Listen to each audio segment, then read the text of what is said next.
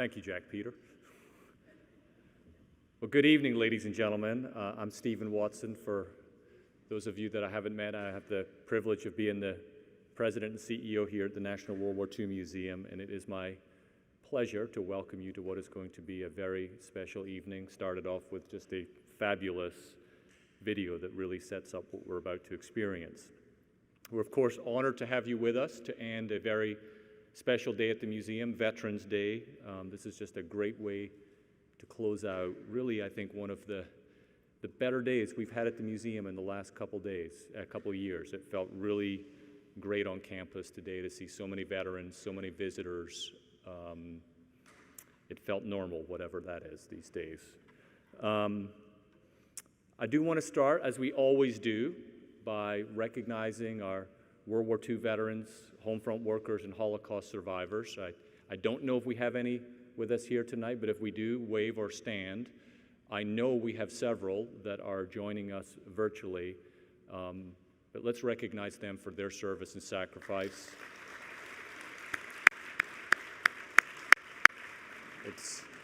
It's why we exist, and telling their stories is the work that we do here every day.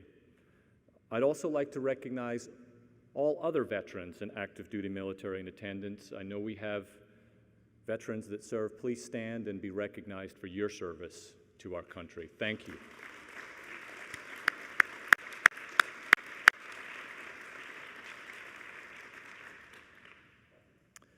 So it's been, as I said, a wonderful day, and it's really been a privilege to celebrate Veterans Day alongside our friends at the Bob and Dolores Hope Foundation, including, of course, one of our panelists, Linda Hope, who you just saw in this great video and you'll be hearing from in a moment. She is the chair and CEO of the Bob and Dolores Hope Foundation. So thank you again, Linda, for being here today, and we'll talk a little bit later about a special announcement that we made this morning.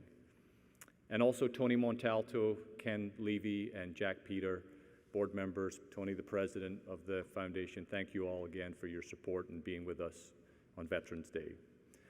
I said it this morning, and I'm going to say it again. Over the last 5 years, we've really had a wonderful partnership with the foundation, really helped us bring awareness to the legacy of Bob Hope, one of the most significant entertainers of the 20th century, who, as you saw in this great video, went to every corner of the earth during World War II, often putting himself and his troop in danger with the one mission to provide some relief and support our servicemen and women who were in harm's way. So it's really been a privilege for us to help preserve Bob Hope's legacy, and we're going to continue to do that for many years to come. And just a few ways that the foundation has helped us do that: they support our staff, they support providing tickets for active military and veterans. They've helped us establish many educational programs, a wonderful traveling exhibition that debuted here 3 years ago now, so Ready for Laughter. And as I said this morning, during the challenges that we faced in the last 2 years with COVID, one of the first calls I got was from Tony last spring, who came to our aid and helped us get through those tough days. And in the last few weeks, as we have all been recovering from Hurricane Ida, we had the support of the foundation to provide more than 2,000 meals to our friends and neighbors in Southwest Louisiana at the Veterans Memorial in Cutoff, which was a really meaningful day for all of us on the team. So this relationship is significant. It's helping us preserve Bob's legacy, but we consider you family and really an important part of our museum team. So thank you for everything that you've done. But now on to tonight's program. To lead this very special panel, we have a very special person here at the museum. It's my pleasure to introduce our own Kim Guise, our recently promoted, now Senior Curator and Director of Curatorial Affairs here at the museum. Kim has been with us for 13 years and pretty much done it all. There's hardly a part of this museum that you can experience that Kim wasn't involved in some way. Exhibits, programs, you name it, tours. Kim has made a big impression on the museum. She has curated several exhibits, Guests of the Third Reich, American POWs in Europe, So Ready for Laughter, The Legacy of Bob Hope, which I guess makes her an ideal moderator for tonight's panel. So it's my pleasure to turn the stage over to Kim, who will introduce our guest panelists. Thank you.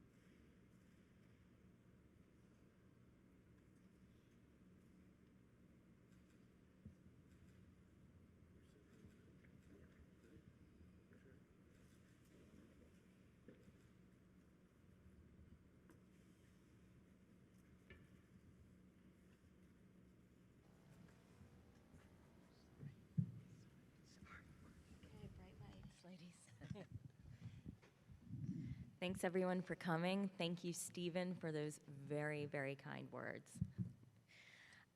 It has been a fantastic day.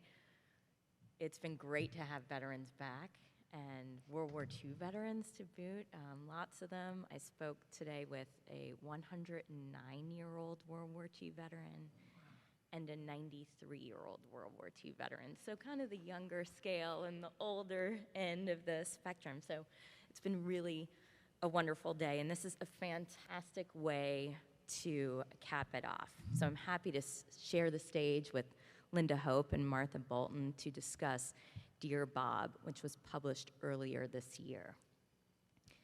I'll do some brief introductions. We've heard from Linda, we've seen Linda in the video, we met Linda earlier. Linda Hope is the daughter of Bob and Dolores Hope. She's had her own career in entertainment, working alongside her father.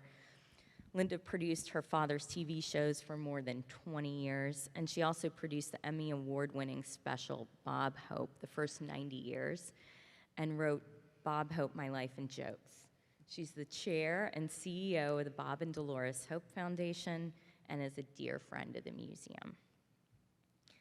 Martha Bolton worked as a writer on Bob Hope's staff for more than 15 years, scripting TV shows, writing for Bob's appearances, including his military shows. Martha is an extremely prolific author who makes our very own Rob Citino look like a slacker. Rob, if you're watching at home. Martha has published 88 books, the latest of which is Dear Bob, Bob Hope's wartime correspondence with the G.I.s of World War II. Growing up, like many, I watched Bob Hope's TV specials, and since 2013, professionally, I've been getting to know Bob Hope. In 2013, the museum hosted the temporary exhibition, Bob Hope, an American Treasure.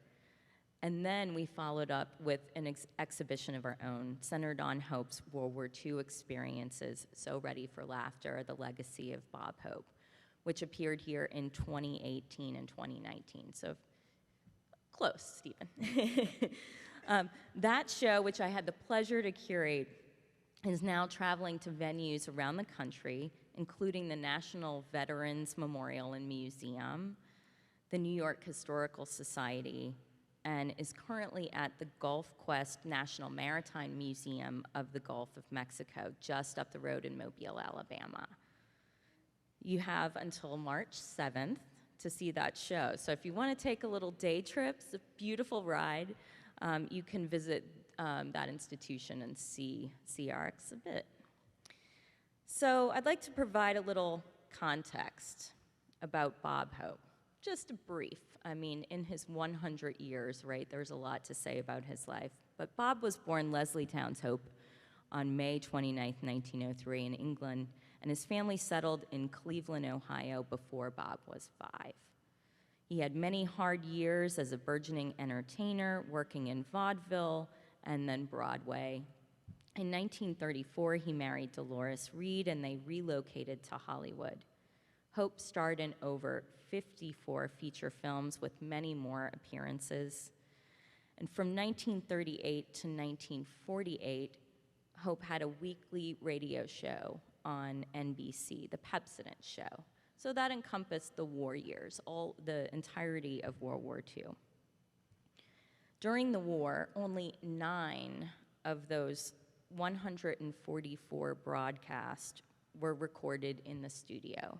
The rest were performed in front of troops, anywhere the troops were, really, at military installations around the US. Some of these were even recorded at the Hollywood Canteen. And if you go in our stage door canteen, we have an image of Bob Hope washing dishes at the canteen, where he volunteered as well, because he didn't have enough going on, right?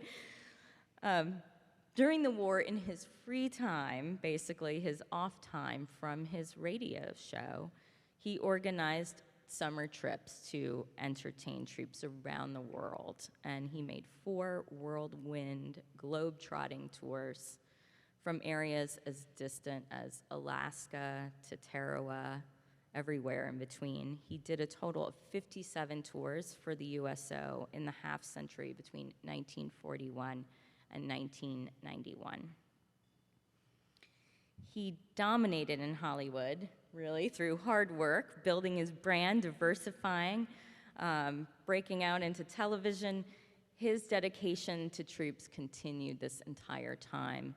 Long after World War II, he made extensive tours during both the Korean and Vietnam Wars. His last performances overseas for troops were during Operation Desert Storm. I think, Linda, you accompanied him on some of those.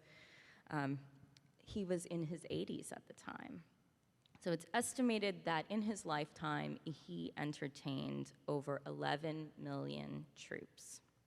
To say that he supported the troops is really an understatement. He devoted decades of his life to that mission, to bringing laughter, relief, and a little bit of home to those in service.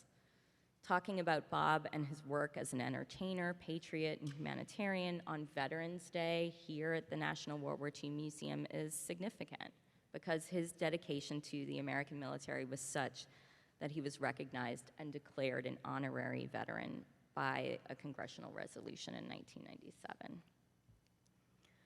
The book, Dear Bob, let's get to the book. The book, Dear Bob, brings together 2 of my favorite topics, Bob Hope and wartime correspondence.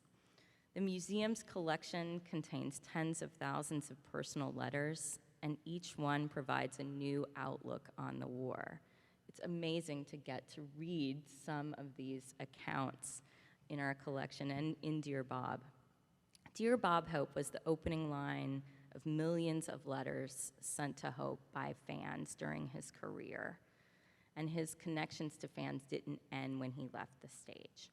We heard earlier, and even in the CBS segment, in 1944, he received an estimated 38,000 letters a week. And that's really a staggering body of work.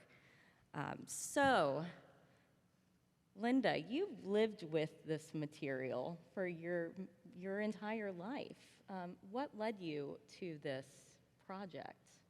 Well, actually, what happened was I was intrigued by these collection of letters, which I didn't know that's what they were. They were in speckled boxes with an orange spine, and I remember seeing the shelf grow when Dad had his office right inside the house.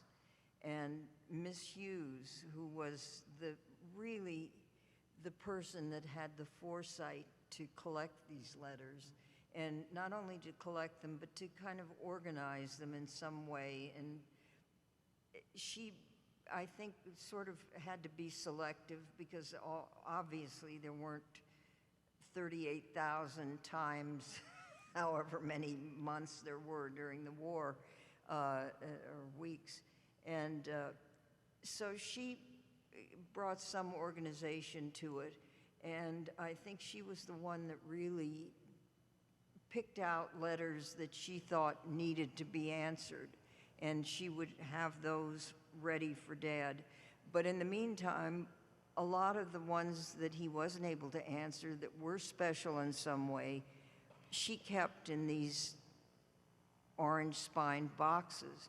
And I never knew what exactly they were, and I was kind of puzzled by it. And the row kept growing and growing and growing. And after a while, I didn't really give it any thought. And then I was in high school, and some teacher said, you know, write about something that you're curious about. And so that was, I thought, oh, how about those boxes? I'm going to find out what they were. And so I went to Miss Hughes, who was still working for him, and said to her, I want to know finally what's in those boxes. And she said very simply to me, it's history. And that sort of started my really great interest in those letters. And she gave me a box to look through and read and use for my paper. But it was a very special kind of thing.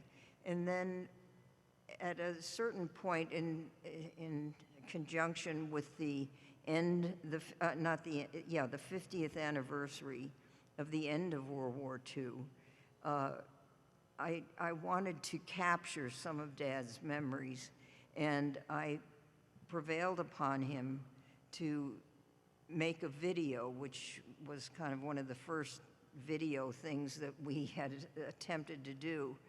And he began to kind of reminisce and to tell the tale of the World War II. And it was a fascinating thing, and how much of it he remembered and how vividly he remembered. And without warning, he was telling about his entrance really into the war, which was, he was on a belated honeymoon with my mother to England, and they had to get back because I think war was declared, and it was, you know, he had to get the hell out of there. And the captain of the ship asked him to do a show for the people on the ship because they were scared to death.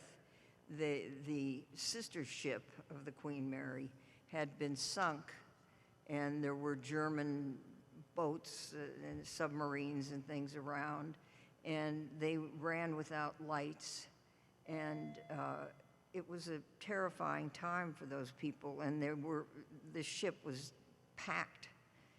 And he, I don't know how, but he remembered. He went into the hallway leading to the men's bathroom and found a little space and wrote in his own handwriting a special lyric for Thanks for the Memory.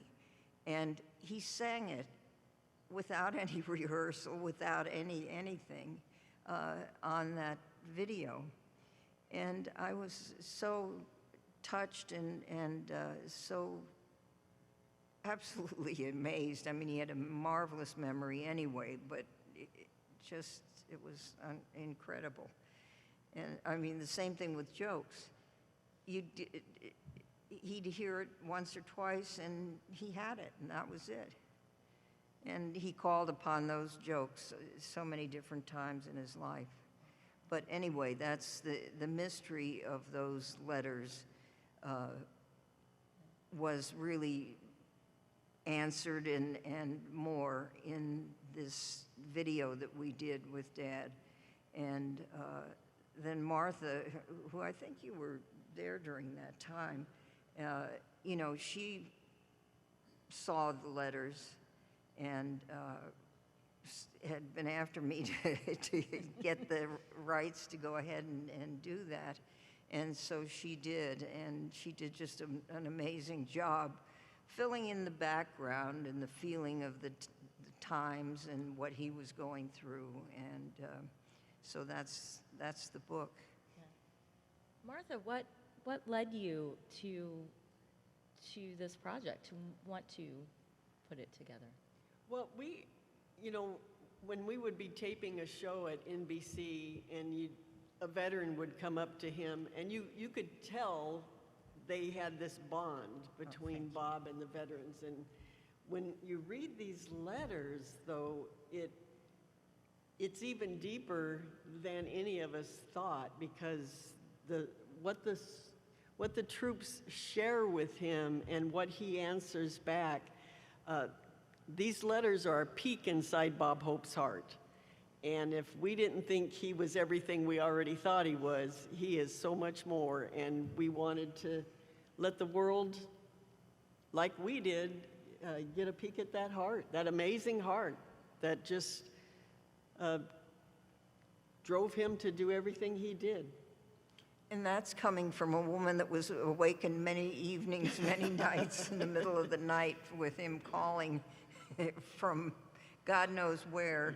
Yeah. Martha, tell the story about the tribal project. So writing for Bob Hope, there were several things you had to do. You had to write, he would call it all hours of the night, because where he was at, it may be 7 o'clock, but it's 3 o'clock in the morning where you're at. So he would call, and we always knew that if the phone rang late at night, it was probably Bob. But then one of my favorite stories, though, he called one of the other writers, and it was way past 11 and probably midnight, and the wife picks up the phone, and Bob said, "Is your husband there?" And she looked over at her poor husband, who had been called upon every day for a while, and she just didn't have the heart to wake him up yet again. So she thought for a second and then said, "Well, no, he told me he was going to be with you tonight." So there was this pause, and then Bob said, "Oh yeah, here he comes now."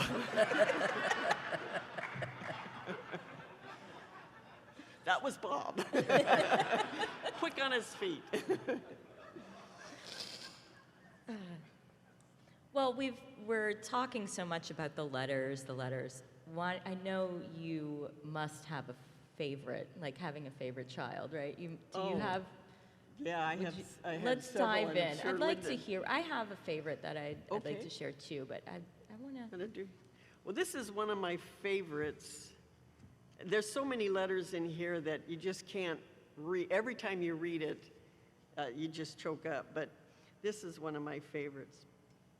Dear Bob, I'm writing to you because my husband was one of the soldiers you brought a little of home to in Sicily.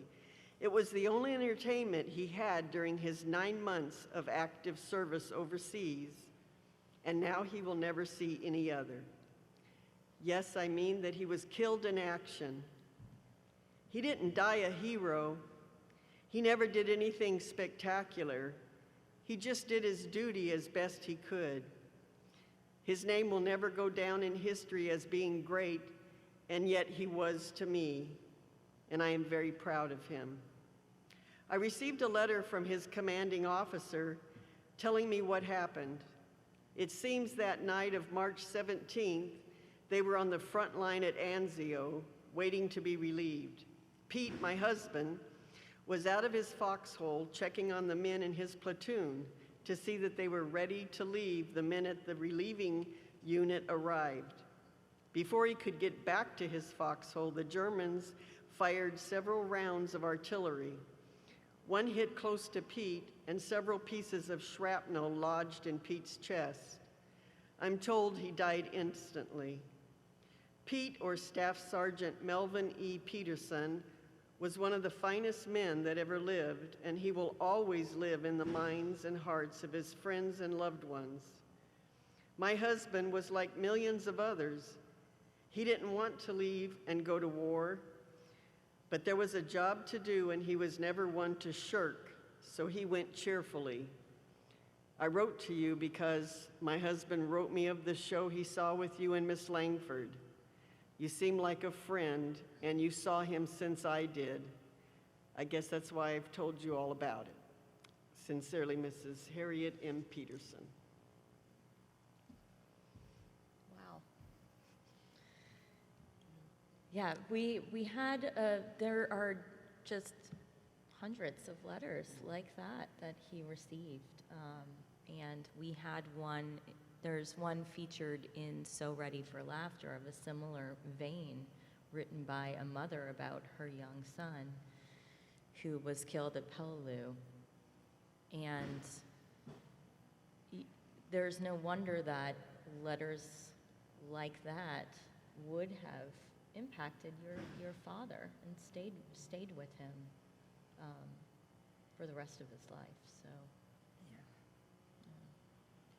Well, I don't want to be repetitive, but the video you saw that, I feel that he did deep down, and as he got to be an older man and had time to sit in his garden and reflect, which he never had time for before, he thought of those days and of those men. And I was telling Kim a little earlier, one of his projects that never came to fruition, just mainly because he wasn't there to do it, and this was, when he was alive and well and busy, too busy to really get done what he wanted to do, but he wanted to do a film that was just faces that he had seen, and the cameraman, took a lot of video over the years of the servicemen that were in the audience. And so that those men and women stayed in his heart and his memory, and it was something that was very special. And one of the things that I always found so fascinating was that and it wasn't just the women, I'm sure that a lot of the men had the same feeling, but when they would visit the wards and the hospital and see these men that were so badly wounded and, fighting for their lives, many of them. Frances Langford told me, Phyllis Diller told me, so many people told me. Lonnie Anderson just the other night was, we were talking, and she was saying about how they were going to a VA hospital one holiday time, and Dad just asked her to come along with him, but warned her that when they were in the VA hospitals or local hospitals set up, and he would say to them, this is not about you, so as much as you feel you want to be tearful and crying and sad, no, you cannot do it. You've got to steel yourself, and you have to go in there and be that young man's wife, sweetheart, mother, whatever, all of those things. You're home to them, and you cannot be sad and weepy. And the women really, I think, steeled themselves and went through and did what he asked and what the wounded needed to have. And I think those were thoughts that came to him as he sat in his garden or in the playroom, and I think they really affected him. he had a lot of years to think through, right? Especially if he had such a Really, yeah. wonderful memory. Well, Martha, I've had the honor of looking through some of these letters at the Library of Congress, doing research there. How did you go about selecting from, the piles and piles, the boxes and boxes? How did you go about that process? Well, that was the hardest part of the whole book for Linda and I, because choosing which letters would go in out of the thousands and thousands that were available to us. What we did is the book takes you from the beginning of the war to the end of the war, and then the end of Bob's career, a wrap up on his career. But in the middle, we wanted to take the reader on an emotional journey, so they go from, like all of the letters where they're missing their mom, those are all together. And so it builds that impact. And then the letters of their complaints about food or whatever conditions they were under, those are together. Their sweethearts, they're missing their sweethearts, those are together. I won't be home for Christmas. So and then the funny ones. We wanted to have funny ones because he was a comedian, and of course that's what he brought to the troops. So we wanted the funny letters between the soldiers, which they would send him jokes. They would send him gifts. One soldier shaved off his goatee and sent it to Bob. Ew. So you could imagine how the secretary must have had fun opening that one. But that was the relationship, and it wasn't Dear Mr. Hope. Most of the letters came Dear Buddy, Dear Pal, Dear Friend, Dear Dad, Dear Brother. He was their family, and so we wanted to have that in the book as well, to where we're showing the relationship, we're showing the fun that he had with these soldiers, and then some of, a peek into their hearts as well as what they were concerned with. Yeah, and sometimes they would write to him asking love advice, how to keep the sweetheart, and also sometimes how to get a date with Rita Hayworth. So and recipes for fruit cake and all kinds of. Which, by the very way, strange. In one of those recipes, they didn't have any flavoring, so they put Pepsodent in it, So. The toothpaste, yeah. Yeah. I love reading through, and doing research on Bob Hope and reading through his letters. You're in the archive at the Library of Congress, and you're supposed to be quiet, but there were a few of us there reading, and every once in a while someone would just go, laugh out loud. You got to hear this, So there were a lot of laughs in those letters, indeed, and some really funny writers on correspondence in there. But the goatee, the curator in me says, what happened to that goatee? Did you ever, I know that he received a lot of weird stuff and kept a lot of it, right, in his trophy. And the other thing I think that was kind of fun was to, at least from our point of view now, we're getting an actual letter in the mail is something pretty special. In those days, that was their only form of communication.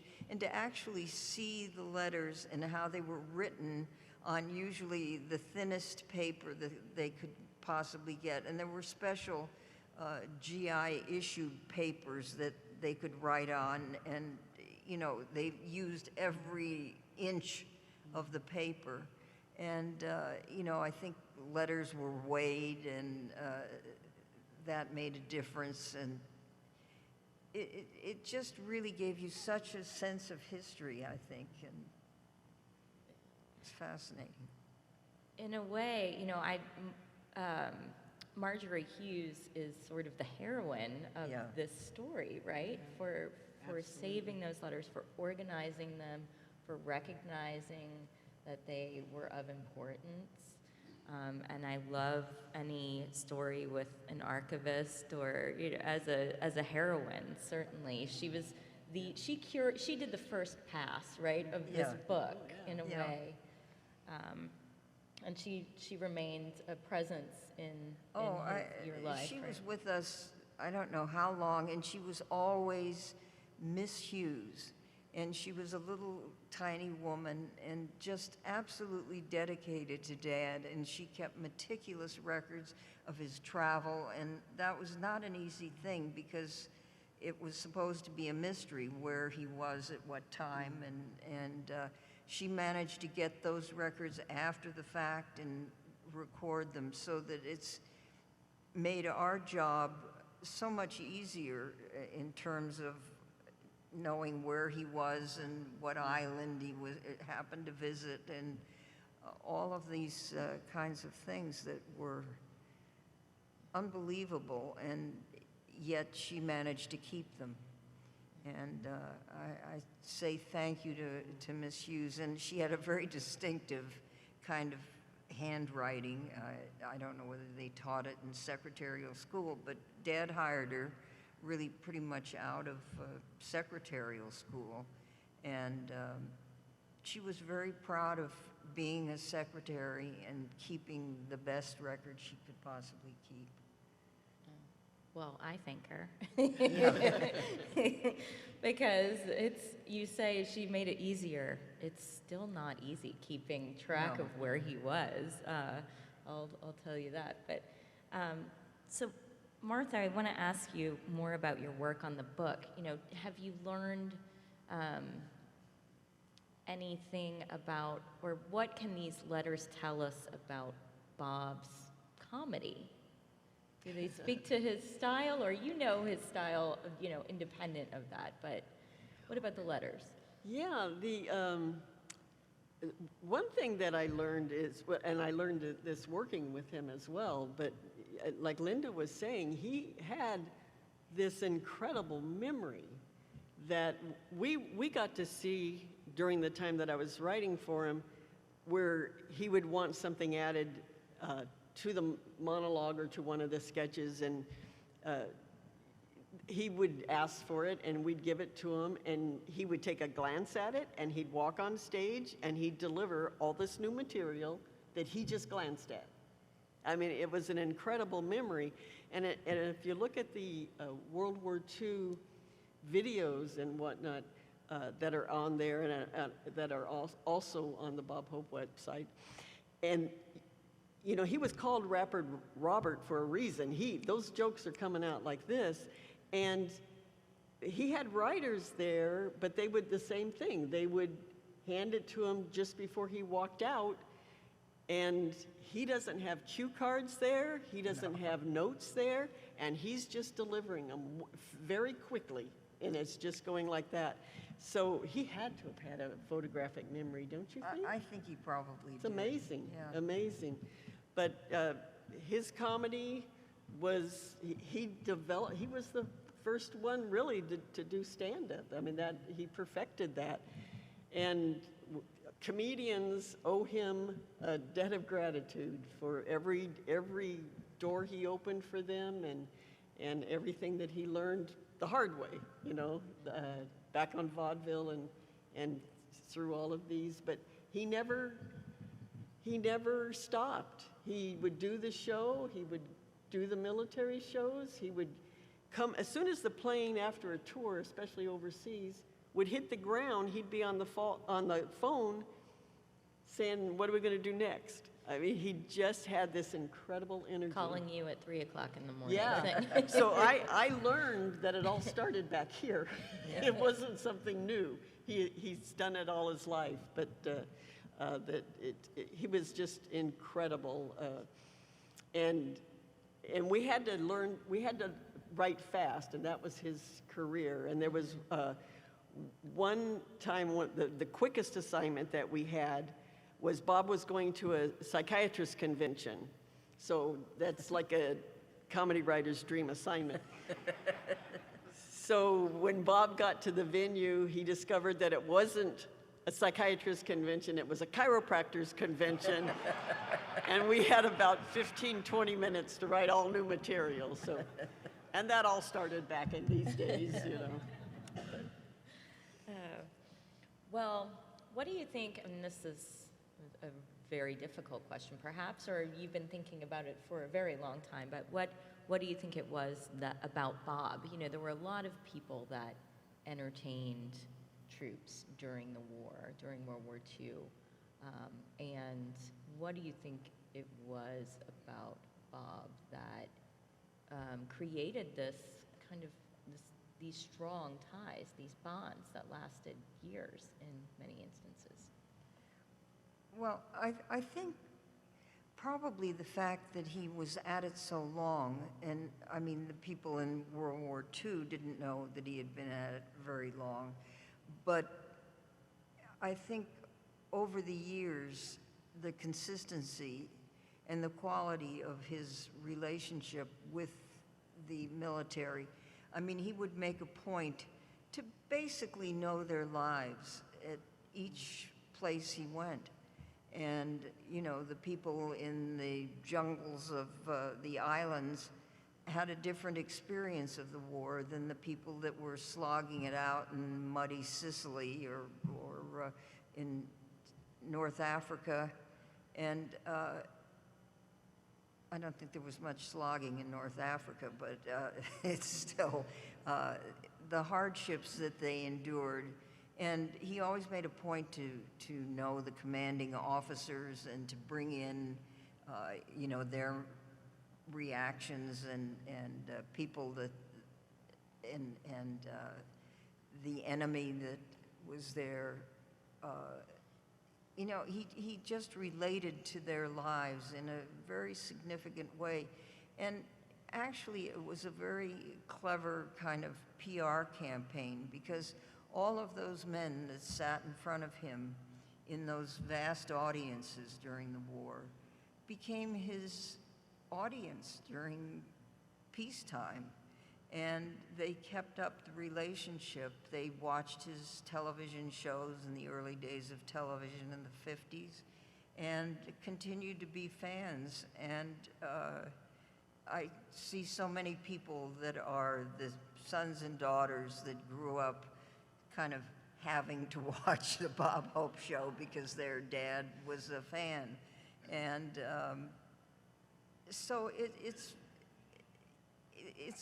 kind of a lifelong thing that so many of the other stars didn't have. They went between pictures, for example, and they did what they could do. Some of them enlisted, and those are legendary, Jimmy Stewart's and Clark Gable's and all of that. But Dad was special, and he had a special kind of thing. And he brought, you know, today it might not be so so acceptable, but you know, he wasn't interested in the Me Too movement. He was interested in bringing beautiful women there so that the guys, that's what they were thinking about, and that's what they needed, and that's what he brought to them.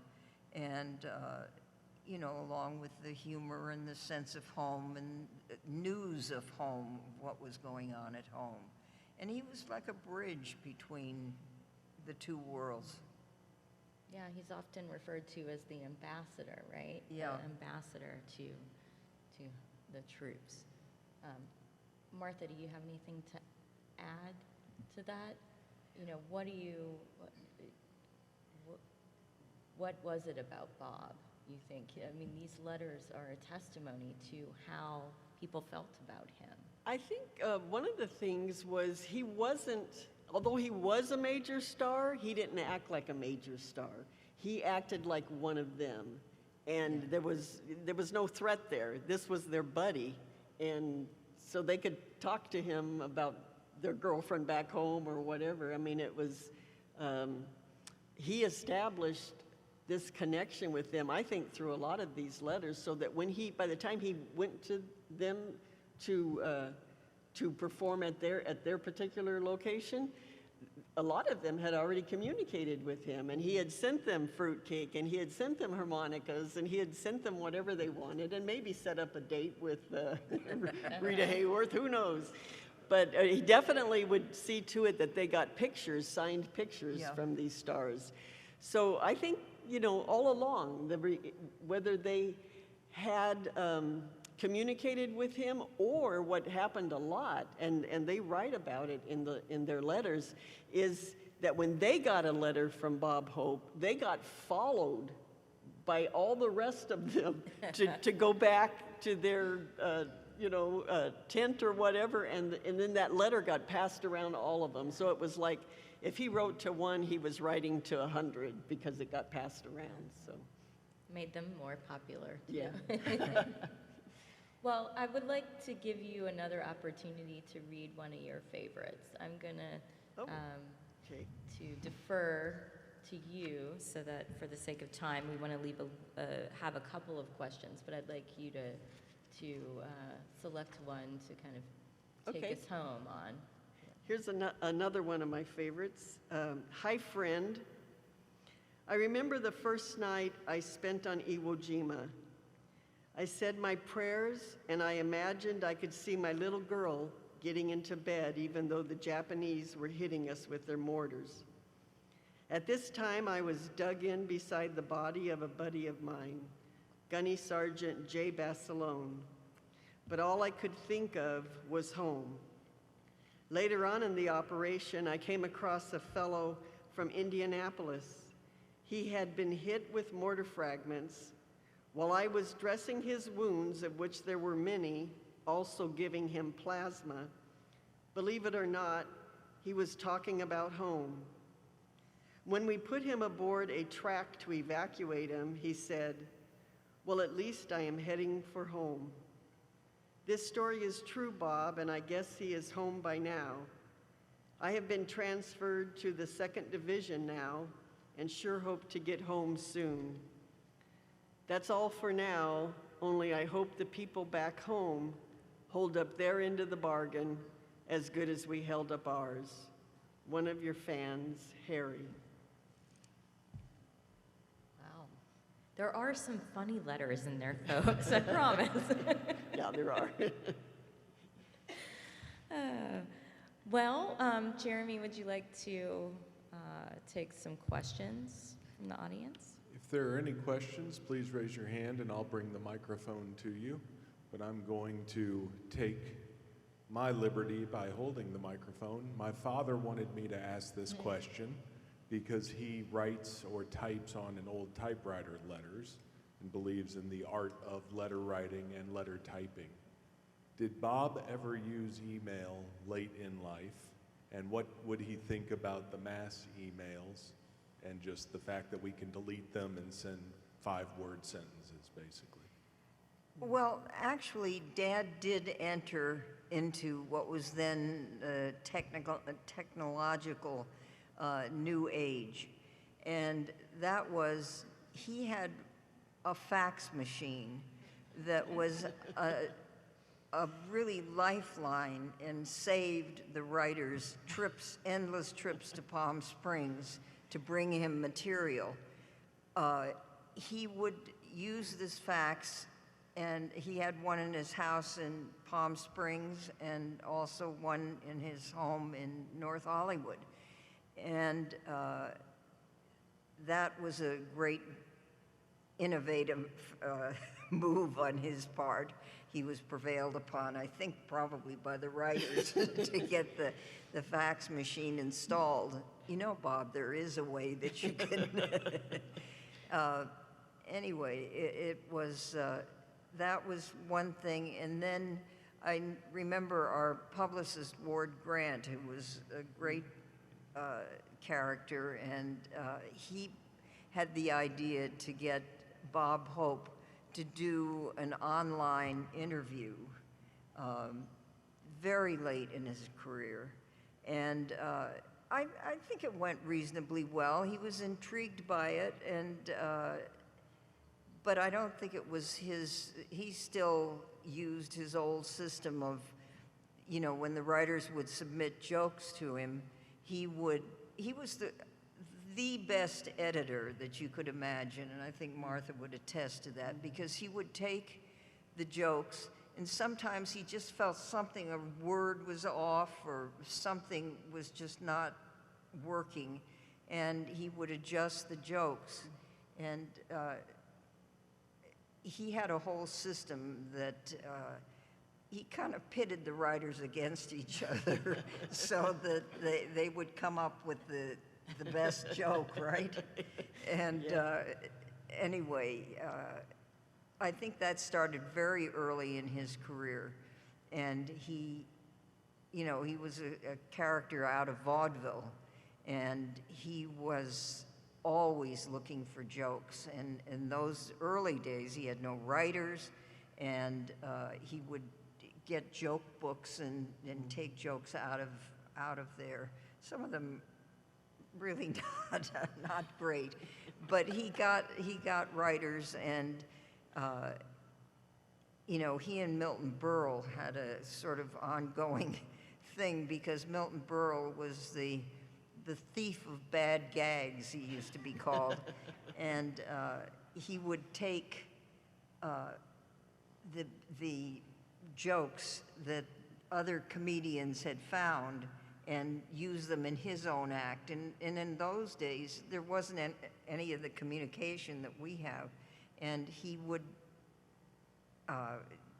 actually get the jokes and use them over and over again as they were on these circuits, and they had certain areas that they operated in. But if your joke had gone through one of the circuits with another comedian, it wasn't too good for your career. So he was always looking for that. But to get back to what you asked, he was never really into electronic media particularly, I wouldn't say. And he loved the interpersonal communication with his staff and with also the audience. And that was really his MO. I will add one story to that is one of the reasons why we wanted him to get onto the fax machine is because of the danger of dropping your material off at his house. So I was dropping some material off once, and his dog, whose name was Snow Job, came up and just bit me on the foot as I was walking out. So the next day I get a telegram from Bob, and it said, "Dear Martha, please come back soon. I'm ready for another hors d'oeuvre. Love, Snow Job." A telegram.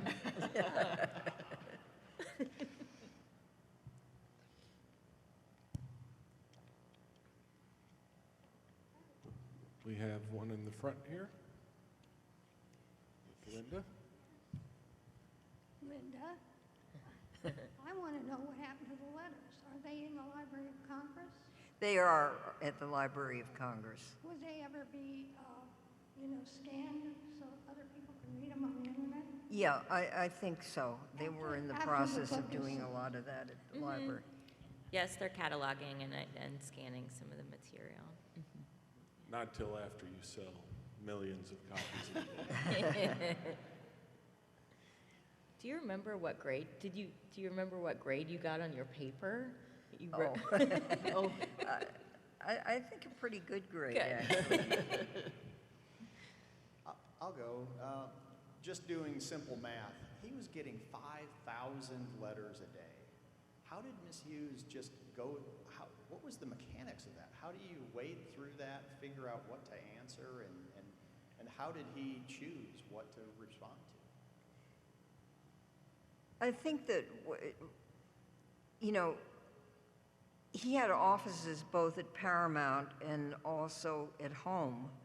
And so I think the mail was sort of divvied up, and there were some assistants like at Paramount that helped go through some of the mail, and they helped sort as well the letters. And also Miss Hughes, I think, she must have taken speed reading or something, because she was able to get through a whole lot of them. But, 5,000 a day is a lot. It's, it's amazing. But she got through as much as she could and kept the ones that she thought were the most interesting ones. And I'm sure there were a lot of them that probably went unanswered.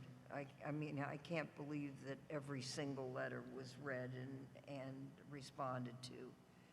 And, you know, I know he had a huge Christmas list, and he would try to send Christmas cards to all those people that had written to him and that he had recorded addresses and that sort of thing. But there were thousands and thousands of Christmas cards that went out. Not all personally signed by him. Ladies, for time's sake, we have one last question in the back to the left, please. So I was just wondering, as you were putting the book together, did you have an opportunity to talk to those who wrote the letters or any of their family members? Well, we have tried and have communicated with some that, in fact, now that the book is out, we're getting more mail from different ones that relatives, you know, that they are, you know, thrilled that their loved one is in there. I'd love to know about those interactions. love to- It's really yeah. great, yeah. I know when we were doing one of the birthday specials, I think it was like his 90th birthday show maybe, we had a certain number of veterans who had actually seen him and were part of that birthday greeting, which, you know, that was very meaningful to him. And, but I know that when I would travel with him, which was a lot during his later years, there were people that would come up to him in the airport. That was the thing I remembered most. And it was all, "Hey, Bob, saw you at the Ohio State Fair," or "Hey, Bob, saw you in Guadalcanal," or "saw you in Biarritz," or you know, some other sort of unpronounceable name. And he always chatted with them and, you know, enjoyed the encounters. And I must say, growing up, the kids kind of resented we'd go out to dinner after his radio show to a place called the Brown Derby that was sort of a celebrity kind of hangout. And people would come up to the table and ask for an autograph, and he would comply, and you know, it was so annoying. And you know, as a kid, because we had our dad and we wanted to, you know, have time with him, and I said to him one time, and I never said it again, I said, "Dad, how can you stand those people coming up all the time?" And he said, "They're paying for dinner."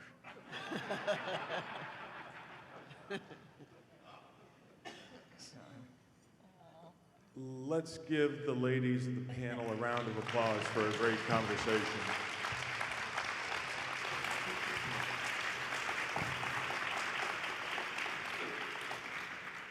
And I just want to add my thanks to Linda, Martha, and Kim. What a privilege it is for us to be here and be part of this discussion about such a remarkable man, really a great end to a very special day at the museum. And if you think of any questions later, you know that Martha will answer her phone at 3 o'clock in the morning. So just, you know, if you wake up in the middle of the night, you know there'll be someone there to answer for you.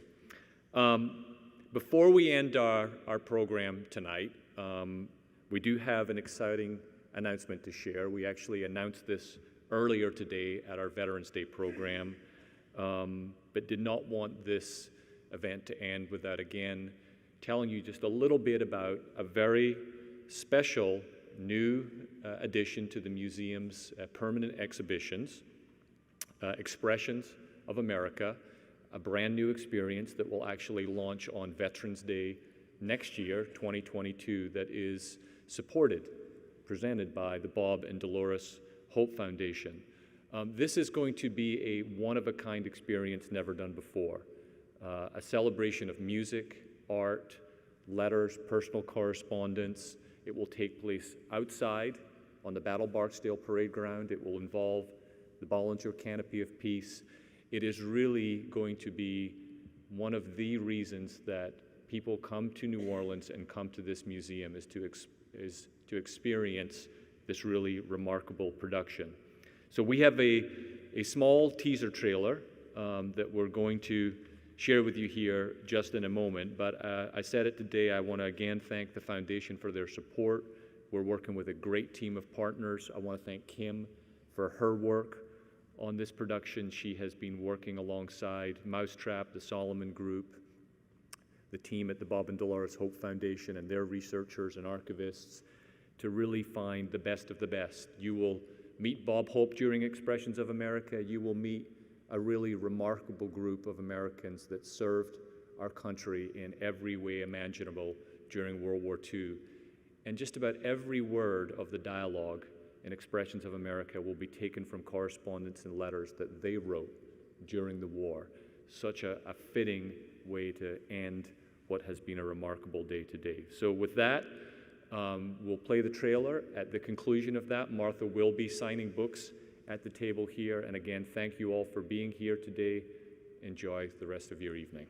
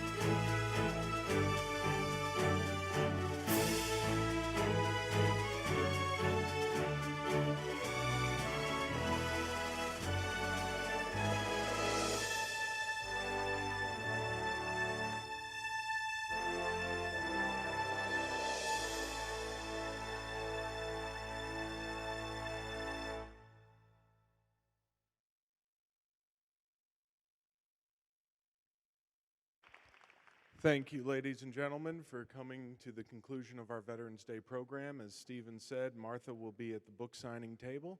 It's a wonderful collection of letters, and it's a great Christmas present. And you don't have to worry about supply chain because it's right here. Have a great night, and we'll see you at the next program.